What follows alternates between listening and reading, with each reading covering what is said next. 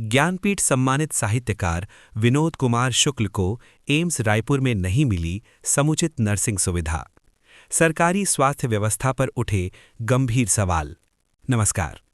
आज का ये समाचार केवल एक व्यक्ति की पीड़ा की कहानी नहीं है। ये उस सरकारी स्वास्थ्य व्यवस्था का आईना है जिस पर हर दिन अरबों रुपए खर्च होने का दावा किया जाता है। देश के प्रधानमंत्री और प्रदेश के मुख्यमंत्री के स्पष्ट निर्देशों के बावजूद यदि किसी मरीज को समुचित नर्सिंग सुविधा तक ना मिले तो समझ लीजिए कि व्यवस्था के भीतर सड़न किस हद तक फैल चुकी है। आज हम बात कर रहे हैं राजधानी रायपुर स्थित एम्स अस्पताल की। वही एम्स जिसे प्रदेश की सबसे बड़ी और सर्वश्रेष्ठ चिकित्सा संस्था कहा जाता है। यहाँ भर्ती हैं ज्ञानपीठ पुरस्कार, पेन नोबकोव साहित्य अकादमी सम्मान से अलंकृत विश्व और देश के ख्यातिलब्ध साहित्यकार विनोद कुमार शुक्ल। एक ऐसा नाम जिस पर छत्तीसगढ़ ही नहीं पूरा देश गर्व करता है। लेकिन आज यही महान साहित्यकार एम्स रायपुर में बिना नर्सिंग सुविधा के पड़े हैं। क्या एम्स रायपुर में नर्स नहीं है? क्या यहाँ प्रशिक्षित स्टाफ नहीं है? क्या वेंटिलेटर पर भर्ती मरीजों के लिए विशेष व्यवस्था नहीं होती? तो फिर क्यों चादर बदलने से लेकर डायपर बदलने तक हर काम उनके बीटे शाश्वत को करना पड़ रहा है? स्थिति ये है कि नर्सिंग कार्य के लिए अस्पताल का गार्ड शाश्वत को बुलाता है, गार्ड बुलाता है, नर्स नहीं आती।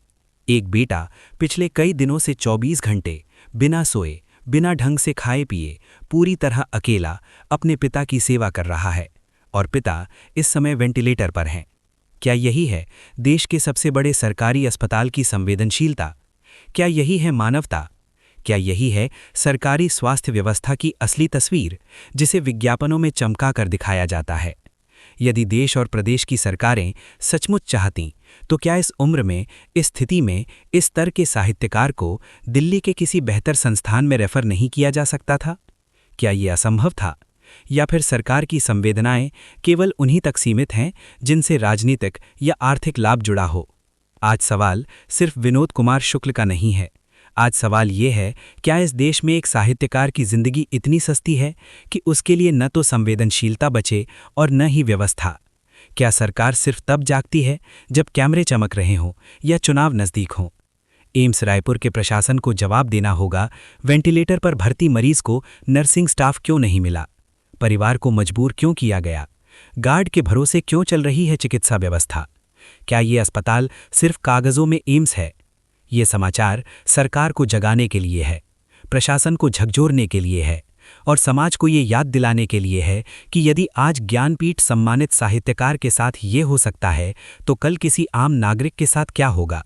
हम उम्मीद करते हैं कि ये आवाज़ केवल समाचार तक सीमित ना रहे बल्कि सरकार के गलियारों तक पहुँचे, क्योंकि सम्मान केवल पुरस्कार देने से नहीं, सम्मान संवेदनशीलता दिखाने से होता है। मैं हूं राजेश मिश्रा और आप देख रहे हैं जनसंवाद न्यूज़ में सच के साथ खड़ा एक सवाल। धन्यवाद, नमस्कार। बने रहिए जनसंवाद के साथ। मिलते हैं फिर नई खबर के साथ।